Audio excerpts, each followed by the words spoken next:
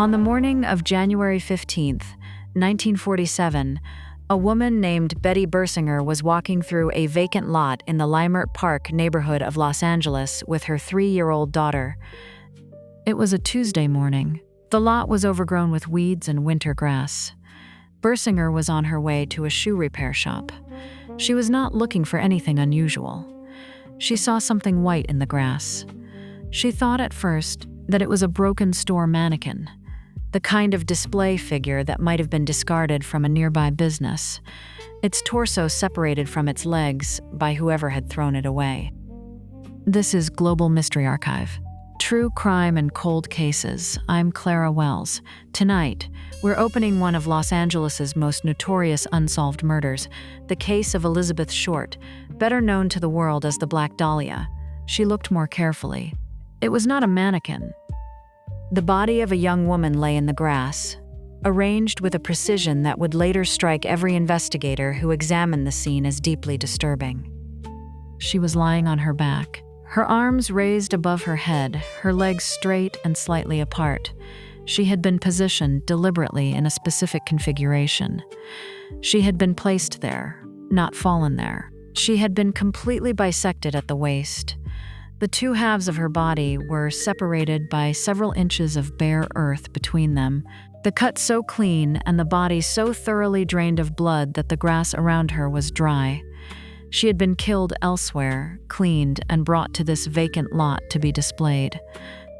She was 22 years old. Her name was Elizabeth Short, and what happened to her in January of 1947 and who did it, and why, has never been answered in the 77 years since Betty Bersinger walked past that vacant lot and saw something white in the winter grass.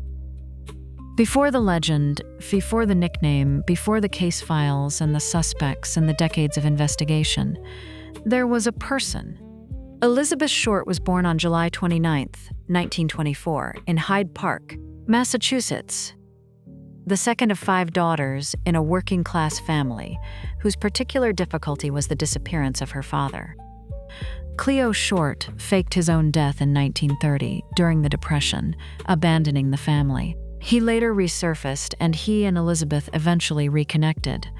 But the early years of his absence left marks on the family that did not heal quickly. Elizabeth grew up in Massachusetts, spending time in various cities as her mother moved the family in search of better circumstances.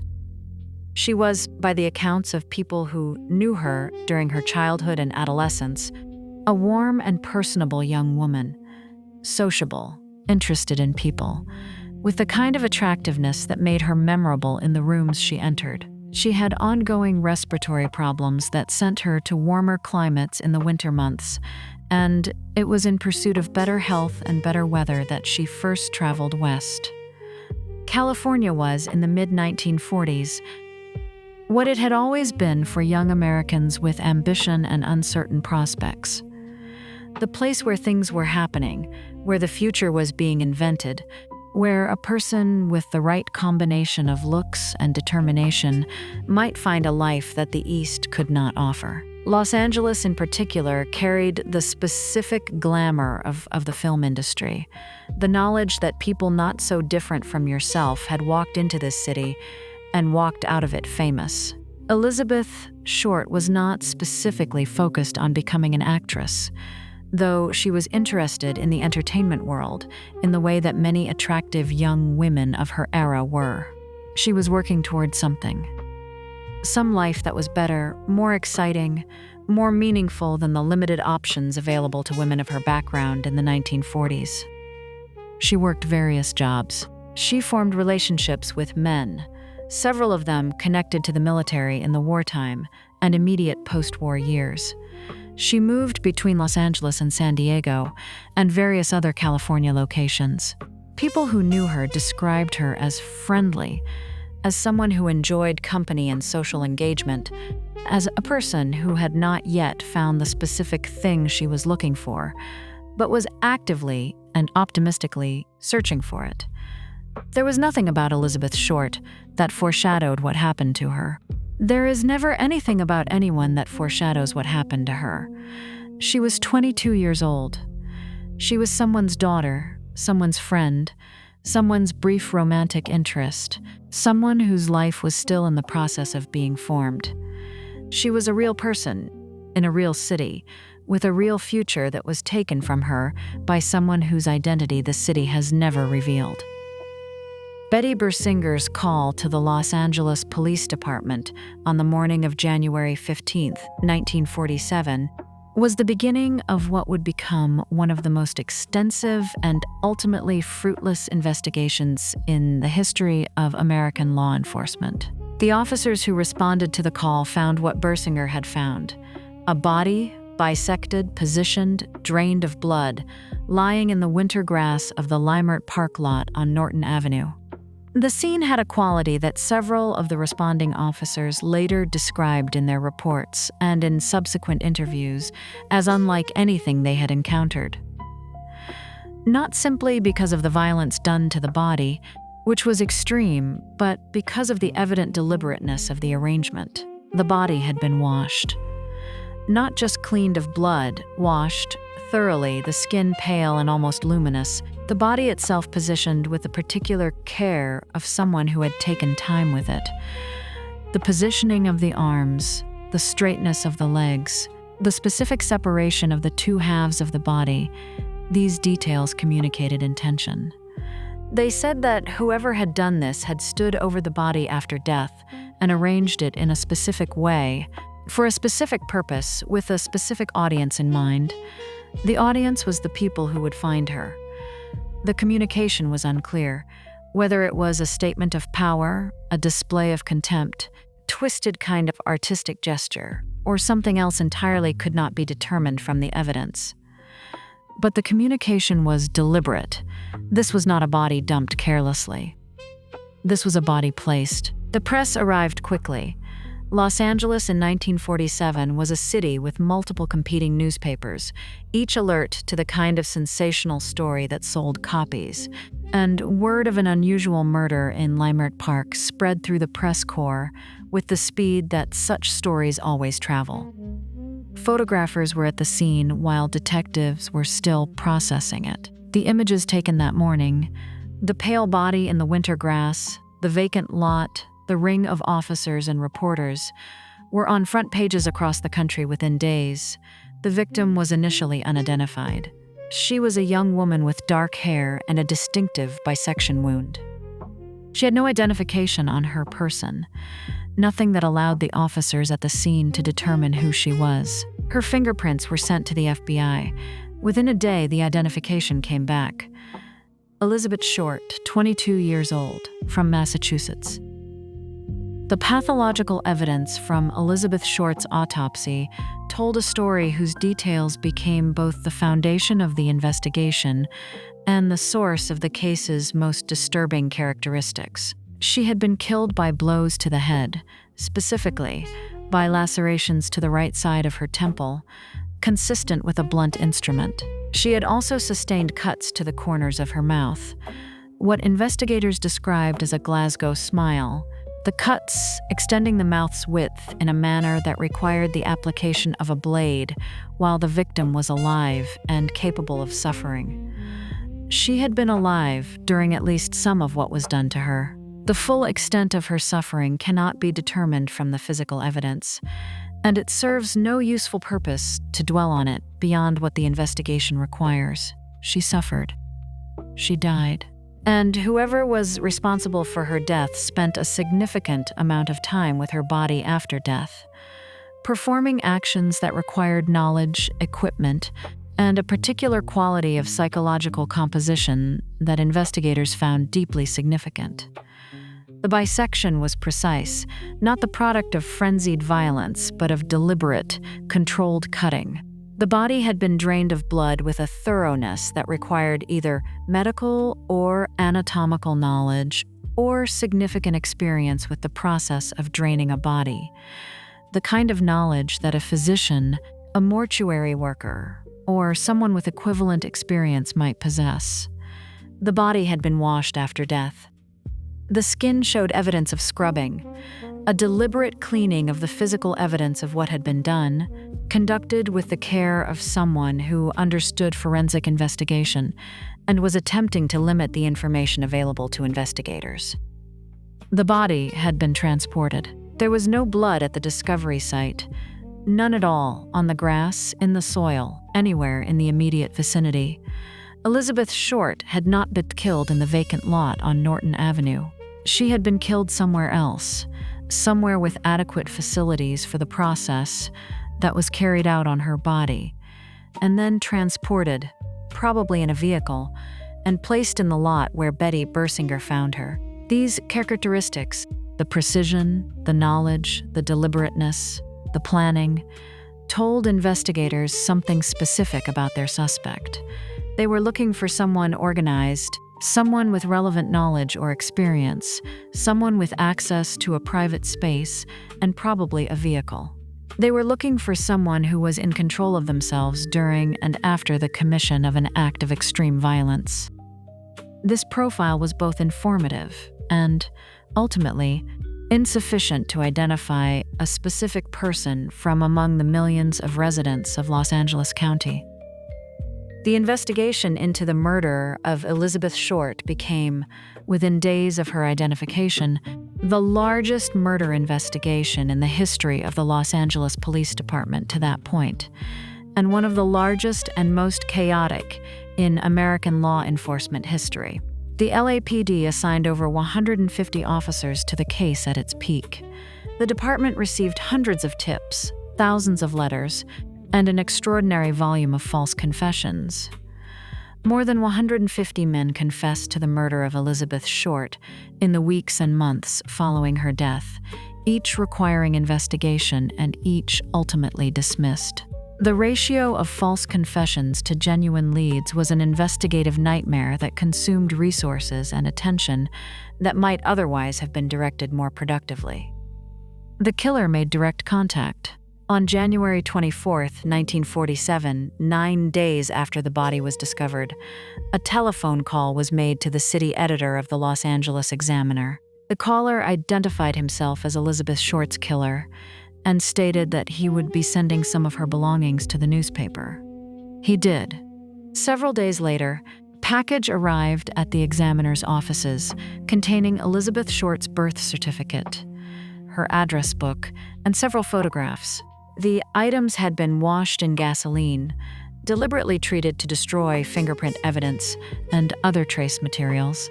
The telephone call and the package established that the killer was following the investigation closely, was comfortable with the attention, and was deliberately engaging with the press and with law enforcement in a way that suggested he found the process satisfying.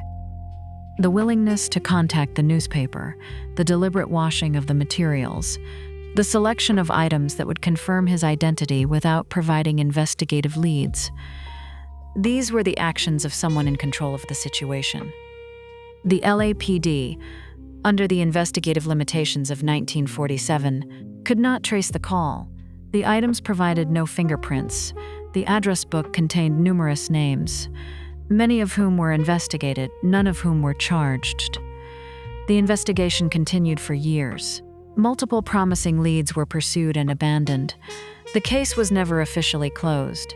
It remains, technically, an open homicide investigation of the LAPD, but the realistic possibility of prosecution has diminished with each passing decade and the death of each potential witness or suspect.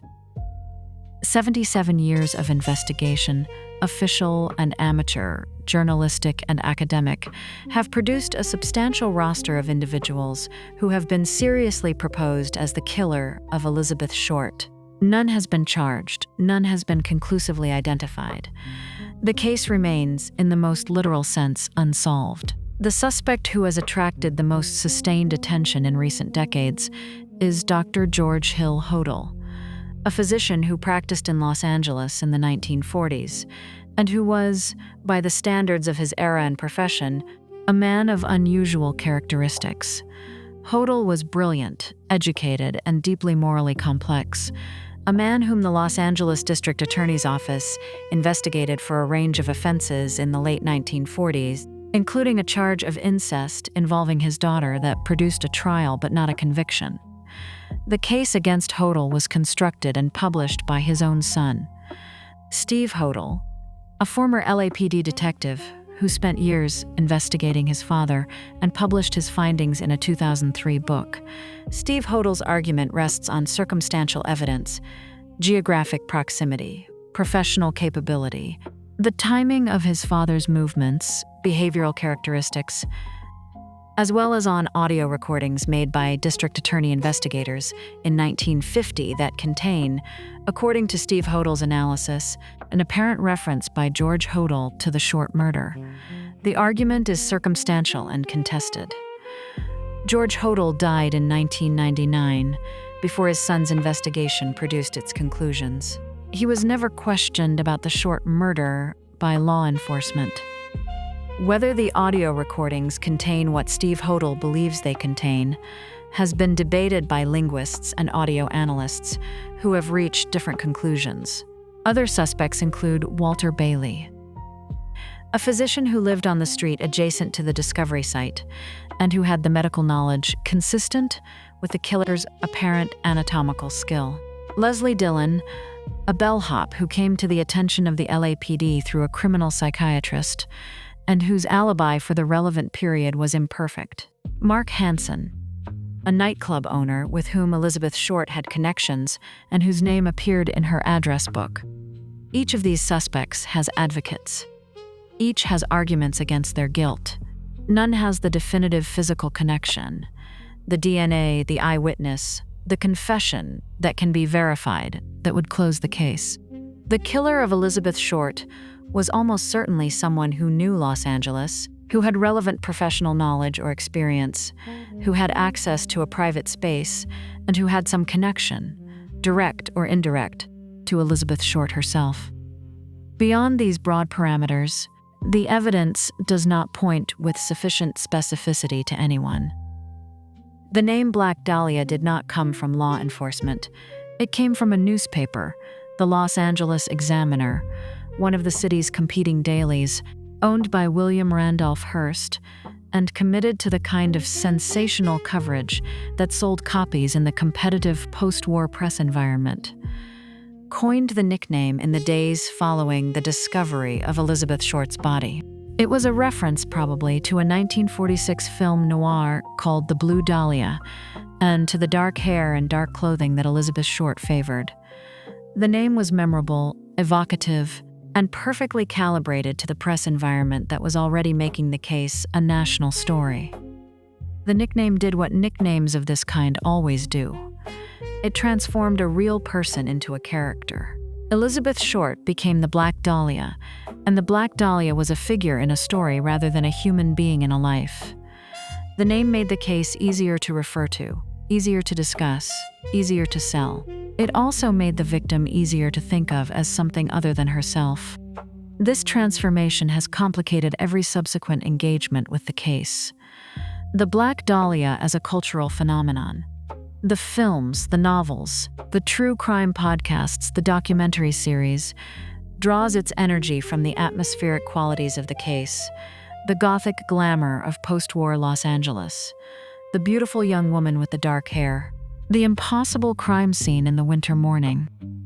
These are the materials of noir fiction, and the case has been processed through the noir sensibility with such thoroughness that the real Elizabeth Short, the young woman from Massachusetts with respiratory problems and uncertain prospects and real friendships and real feelings, has become almost invisible beneath the fictional figure that shares her name. James Ellroy's 1987 novel, The Black Dahlia, brought the case to a new generation of readers and established the template that much subsequent popular engagement with the story has followed. The lurid, atmospheric, stylized treatment of real tragedy as genre fiction. Ellroy's personal connection to the case. His own mother was murdered in 1958, in circumstances he explored in another book, gave his engagement with Elizabeth Short's story a particular intensity. The novel is a masterpiece of its genre. It is also, inevitably, a further step in the transformation of Elizabeth Short into a symbol rather than a person. The Los Angeles Police Department has never officially closed the murder investigation of Elizabeth Short. It is, in the technical language of law enforcement, a cold case, an open investigation with no active investigative leads and no realistic prospect of prosecution under current evidence. The forensic evidence available from 1947 was collected, processed, and stored according to the standards of that era. Standards that, compared to modern forensic methodology, were limited in significant ways. The items sent by the killer to the examiner, washed in gasoline to destroy trace evidence, yield nothing to modern analysis. The body itself was examined and then buried. Exhumation for modern DNA testing would require legal authorization and the consent of the family, and would yield limited results from a body interred for 77 years. Modern investigative techniques have been applied to the case by private researchers, by journalists, and by the documentary and true crime communities that have maintained sustained interest in it. DNA analysis, behavioral profiling, geographic profiling, and the examination of newly discovered documents have all been applied. None has produced a breakthrough. The Short family has maintained a presence in the case across the generations. Elizabeth's surviving relatives have occasionally spoken publicly about the impact of her murder and the continued absence of resolution. Their position is that Elizabeth deserves to be remembered as the person she was, rather than as the legendary figure she has become, and that the failure to identify her killer represents a failure of justice that time has not remedied. New researchers appear regularly, drawn to the case by its cultural prominence, by the genuine puzzle it presents, by the quality of the historical record that documents the investigation. Each brings new perspectives and occasionally new information. None has yet brought the answer. The killer of Elizabeth Short, if he lived an average lifespan, has been dead for decades. He took whatever he knew with him. Los Angeles has grown and changed around the absent knowledge of what happened in a private space on a January night in 1947, has built decades of life and history and change over the gap that his silence created. The case is 77 years old. The answer is somewhere in those years, and the years are not giving it back. Elizabeth Short came to Los Angeles looking for something. She was 22 years old, and she was looking for the thing that 22-year-olds look for in cities that promise transformation. The life that feels like the real beginning, the path that leads toward a future worth having. She was not looking for what found her. She has been the Black Dahlia for longer than she was Elizabeth Short. The name has outlived everyone who knew her, outlived most of the people who investigated her death, outlived the city that the investigation took place in any form she would have recognized. The name carries with it an entire cultural apparatus. The films, the novels, the theories, the investigations, the endless fascination. That has nothing to do with the person who bore it before it was given to her. The person Elizabeth Short was is harder to find. She is in the letters of people who knew her, in the photographs taken before January 1947, in the accounts of friends who described a warm and sociable and imperfect young woman trying to build something in a difficult world. She is in the specificity of her origin. Hyde Park, Massachusetts, 5 daughters, a father who left, and in the details of the life she was living when it ended. Someone in Los Angeles in the winter of 1947 killed Elizabeth Short and placed her body in a vacant lot with the deliberateness of someone making a statement. The statement has never been decoded. The person who made it has never been identified. The city went on. The decades accumulated. The case remained open. Elizabeth Short deserved better than what happened to her. She deserved better than the legend her death created. She deserved the ordinary future, imperfect, uncertain, hers that was taken from her on a night in January by someone whose name we still do not know. Somewhere in Los Angeles, on a January morning in 1947, the answer exists. It has simply never found its way to us. This has been Global Mystery Archive. Good night. And remember, some mysteries never sleep.